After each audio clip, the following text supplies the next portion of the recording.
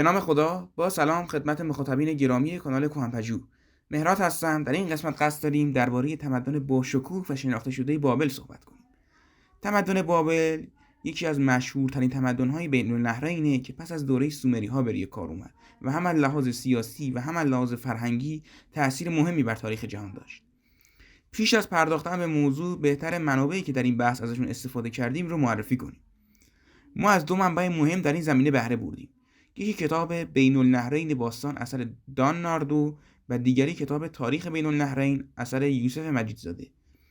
در کنار این دو نیم نگاهی هم به تاریخ جهان اثر جان موریس و برخی مقالات فارسی و انگلیسی داشتیم. اگر از این ویدیو و مطالب ما راضی بودید کانال ما رو سابسکرایب و ویدیو رو لایک کنید.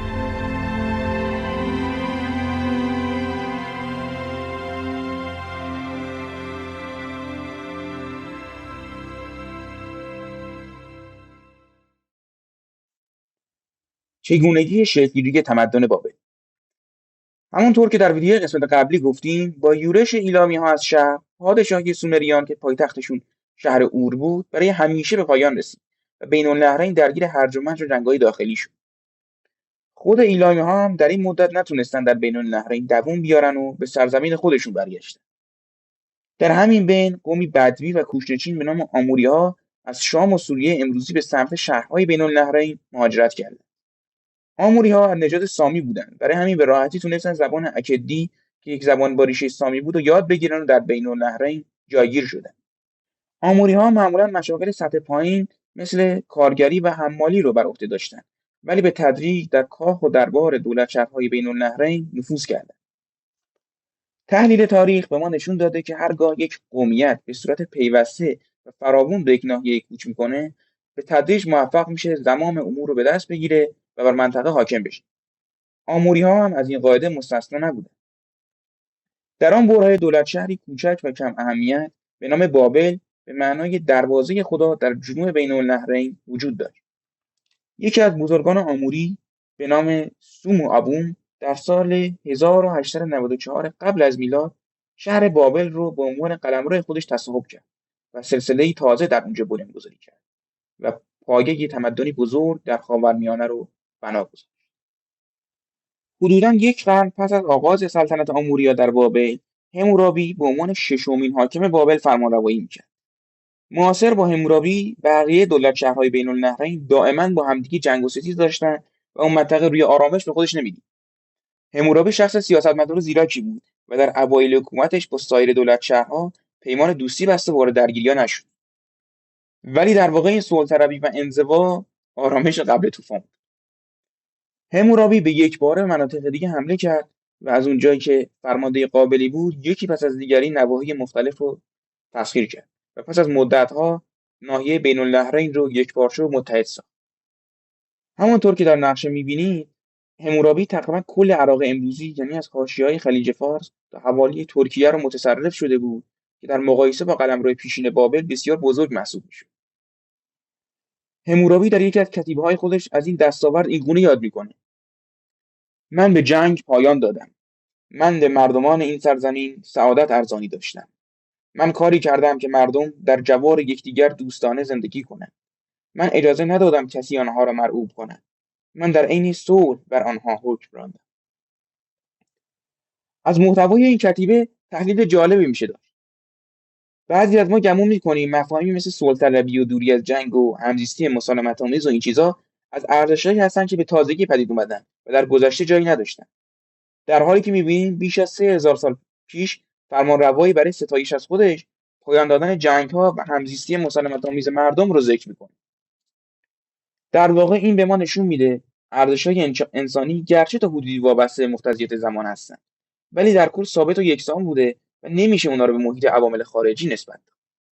همورابی تنها یک فرمانده یا رهبر نظامی لایق نبود، بلکه به مسائل اجتماعی و اقتصادی هم اهمیت میداد. امری که همورابی رو بیشتر از جنگ‌هاش مطرح میکنه و شهرت میبخشه قانوننامه مشهوریه که به او منسوبه.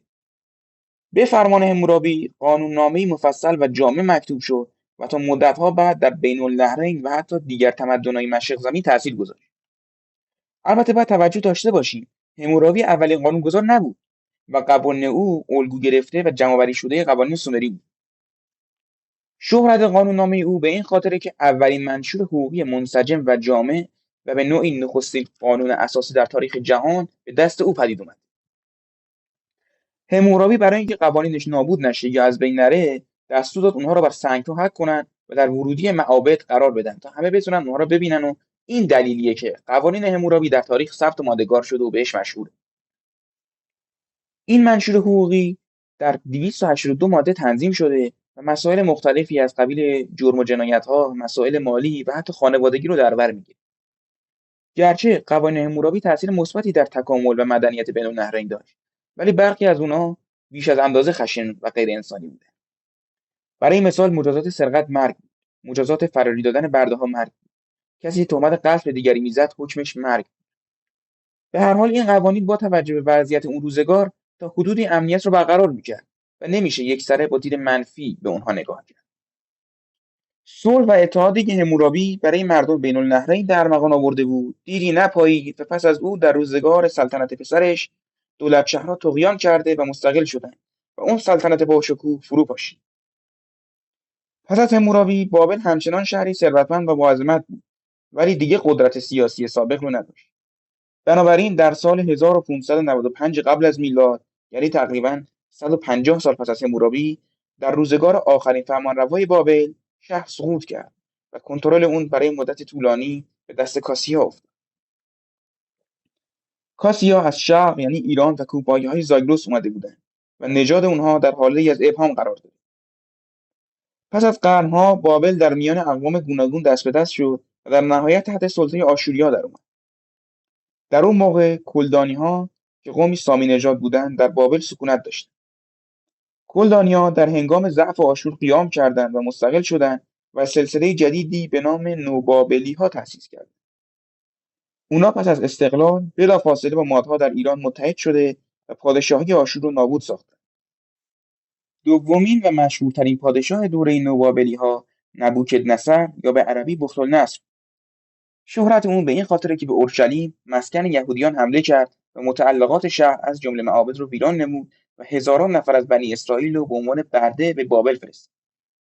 گفته میشه این فرد دانیال نبی، پیامبری که امروزه قبرش در شوش هست، رو در طی همین حمله ها به عنوان اسیر به بابل برد.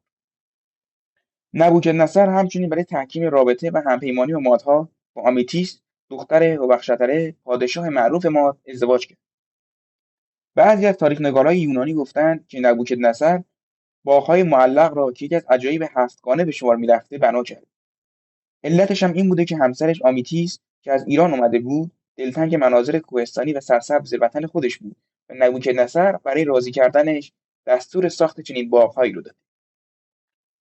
البته از لحاظ باستانشناسی هیچ گونه شواهدی بر وجود چنین باغ‌هایی وجود نداره و برخی معتقدند این موضوع به کلی افسانه بوده. بعضی دیگه هم حدس میزنن شاید واقعا وجود داشته و در طی زمان به طور کامل نابود شده، بنابراین ما خبری از اونها نداریم. با تأسیس هخامنشیان و روی کار آمدن کوروش کبیر، کوروش در راستای کشورگشایی‌ها و فتوحات خاصش از سمت بابل کرد. او طی درگیری با بابل موفق شد آخرین فرمانروای اونجا رو شکست بده و با آرامش و صلح این تمدن ثروتمند و باشکوه رو فتح کرد. در واقع منشور معروف کوروش هم در طی همین فتح مهم به زبان بابلی نوشته شد و از رفتار انسانی کوروش و مغلوبان خبر میده. پس از فتح بابل، کوروش یهودیان تبعیدی و اسیر شده را آزاد کرد و اجازه داد به سرزمین خودشون برگردند و یکی از عوامل شهرت کوروش در تاریخ همین لطف بزرگیه که به یهودیان کرد. پس از سقوط بابل به دست هخامنشیان، این تمدن دیگر هیچگاه در تاریخ قدرت سیاسی نداشت و نقش مهمی ایفا نمی‌کرد. البته جز اینکه اسکندر مقدونی در طی کشورگشایی‌های بزرگش بابل رو به عنوان پایتخت حکومت پهناورش انتخاب کرد.